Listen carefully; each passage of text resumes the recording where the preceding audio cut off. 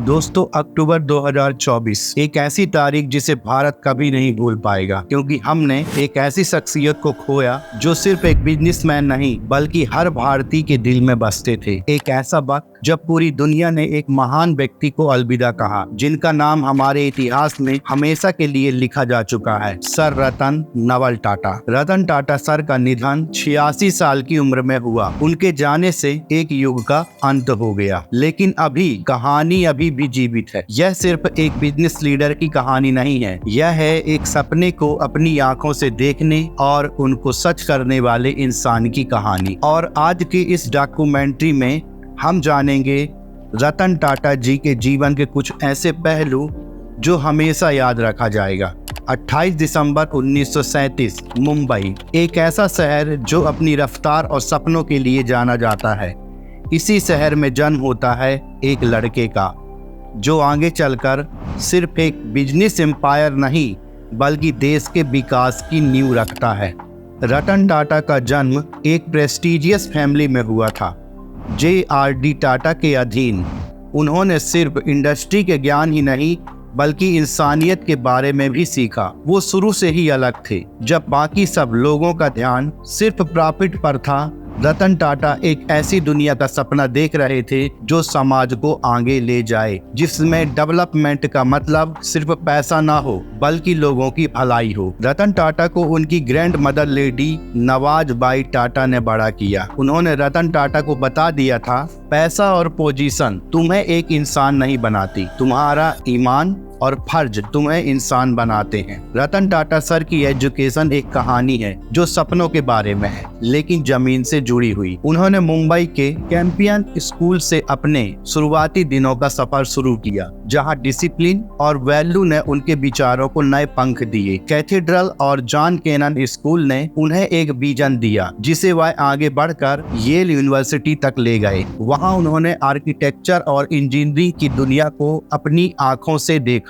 1955 में उन्होंने आर्किटेक्चर और इंजीनियरिंग में अपनी डिग्री हासिल की और जो मॉडर्न इतिहास और टेक्नोलॉजी को समेट के लाए, वो सिर्फ भारत के विकास के लिए थे। रतन टाटा सर का दिल हमेशा अपने देश के लिए धड़कता रहा। येल में उन्होंने जो सीखा उससे भारत को बदलने का सपना देखा, लेकिन यह सफर इतना आसान नहीं था। येल के बाद जब उन्होंने अमेरिका में काम किया, वो वहां सेटल हो सकते थे, लेकिन कुछ था जो उन्हें वापस बुलाता रहा। एक आवाज जो कहती थी, टाटा ग्रुप का एक फर्ज है जो तुम्हें निभाना है। और आखिरकार वह 1962 में भारत लौट आए। 1962 एक नए दौर का आगाज था। 1962 टाटा स्टील जमशेदपुर। रतन टाटा को सिर्फ एक ऑफिस टेबल पर नहीं बैठाया गया, JRD टाटा ने उन्हें ग्राउंड पर भेजा, स्टील के फर्नेस के पास, आयरन और फायर के बीच में। उनके लिए यह कोई लग्जरी जॉब नहीं थी। एक अमीर घर का बेटा होने के बावजूद उन्होंने अपने लिए एक आसान रास्ता नहीं चुना।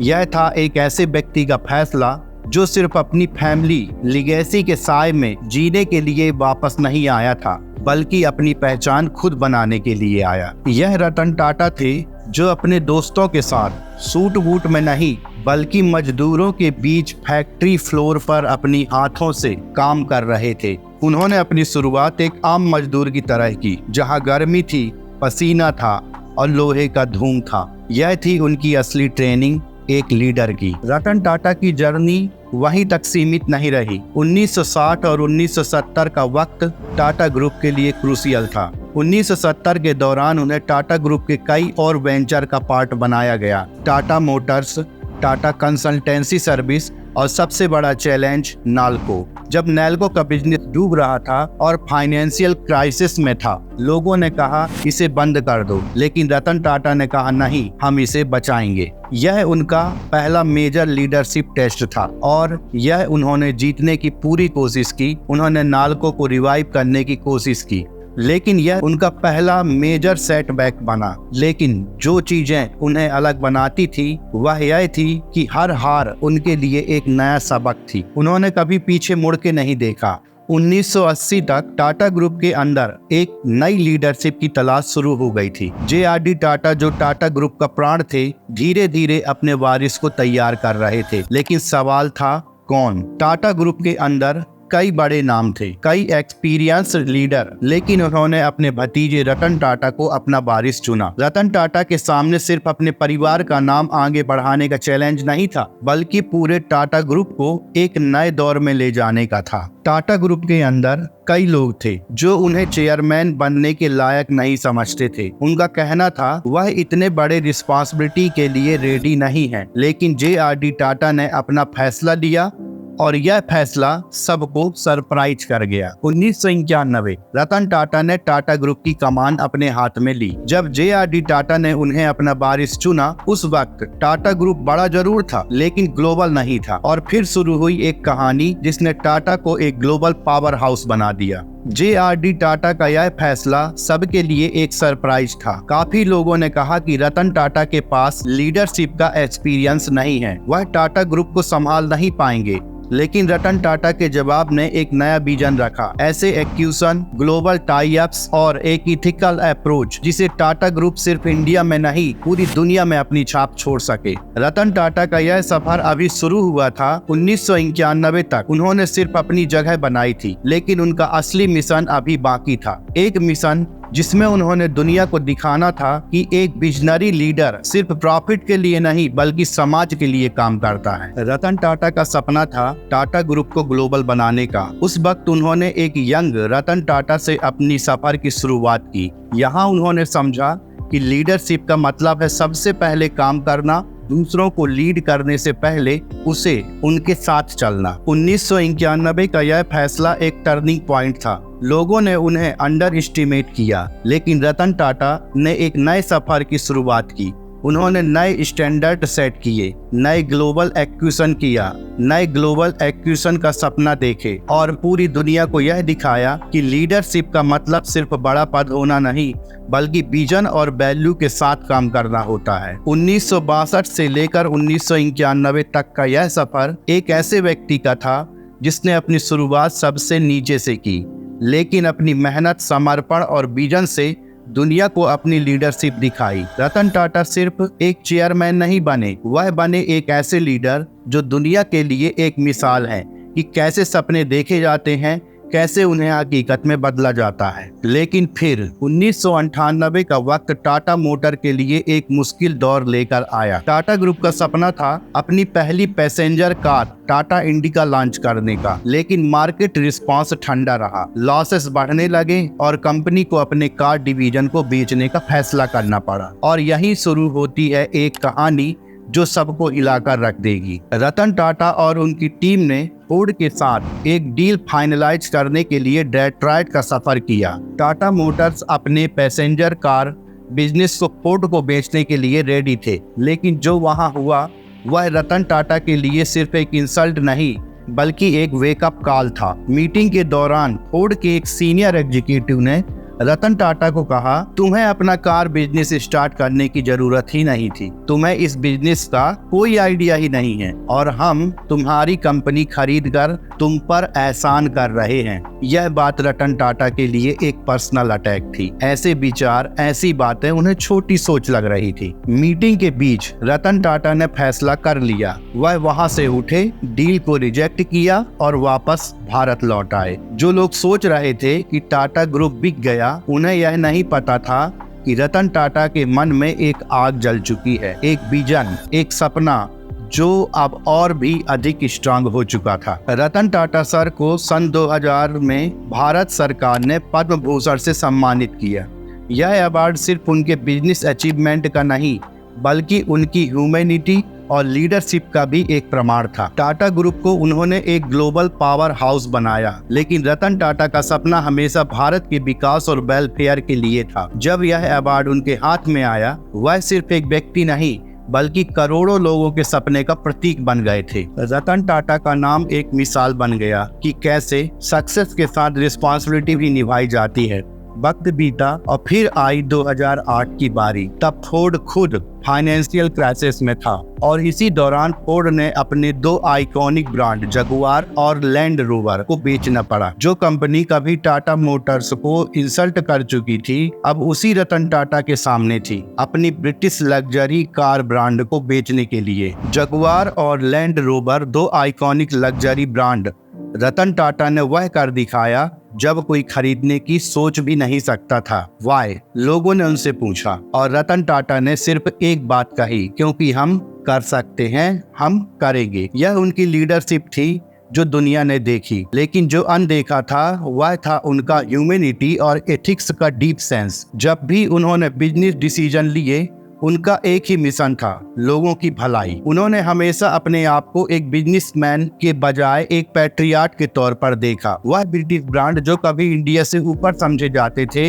अब एक इंडियन कंपनी के हाथ में आने वाले थे। रतन टाटा ने सिर्फ जगुआर लैंड रोवर को खरीदा नहीं, उन्होंने दुनिया को दिखाया कि विजन और डिटर्मिनेशन से कुछ भी पॉसिबल है। जगुआर लैंड रोवर के टेक ओवर के बाद टाटा मोटर्स ने उन्हें ग्लोबल लग्जरी ब्रांड में ट्रांसफॉर्म कर दिया। रतन टाटा ने वह साबित कर दिया जो फोर्ड के एग्जीक्यूटिव कभी नहीं समझ पाए थे। टाटा ग्रुप सिर्फ एक बिजनेस नहीं, एक विजन है। आज जगुआर और लैंड रोवर टाटा के लीडरशिप में दुनिया भर में सक्सेस का नाम बन चुके हैं। एक इंसल्ट से शुरू हुई यह कहानी एक मिसाल बन गई।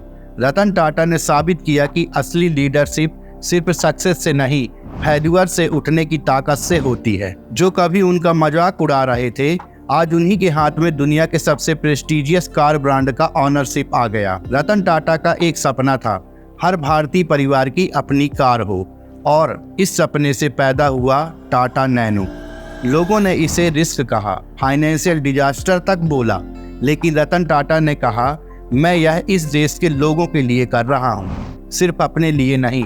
नैनो के साथ उन्होंने दुनिया को बता दिया कि विजनरी होने का मतलब सिर्फ आगे देखना नहीं, आगे बढ़कर दुनिया को बदलना होता है। भले ही यह प्रोजेक्ट कमर्शियली इतना सक्सेसफुल नहीं रहा, लेकिन इसके पीछे उनका सोशल इम्पैक्ट का विजन क्लियर था।